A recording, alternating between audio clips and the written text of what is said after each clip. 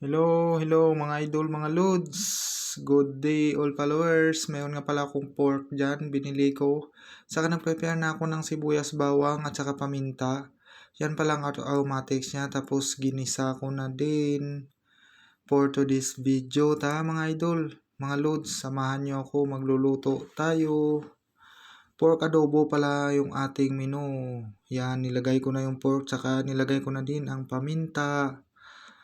Yan, ulam pala ng anak ko yan mga idol, mga lods. Saka nilagay ko na din yung toyo. Yan, nag-add lang din pala ako ng tubig yan mga idol at mga lods para ipanglaga natin sa adobo. Shout out to all followers and viewers pala yan. Yan na nga pala yung adobo natin, tatakpan muna natin para kumulo na. Yan, chinik ko nga pala yung aking niluluto.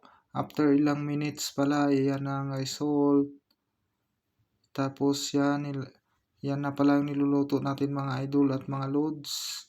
Nilagyan ko na pala ng suka. Saka nilagay ko na din yung nilagang itlog. Yan, sabay yung asukal pa the best po ang lasa. Yun, mabalik na pala tayo dito sa niluluto ko mga idol at mga lods. Medyo alalay lang pala ang apoy para hindi agad matuyuan. May isang nilagang itlog din pala yan siya. Yan, sinabay ko na minikos-mikos para ma-mix yung ating pampalasa na nilagay. Shout out to all followers and viewers. Yun, ito na nga pala yung ating pork adobo with egg mga idol at mga lods. Luto na yan. Thank you for watching. Bye-bye.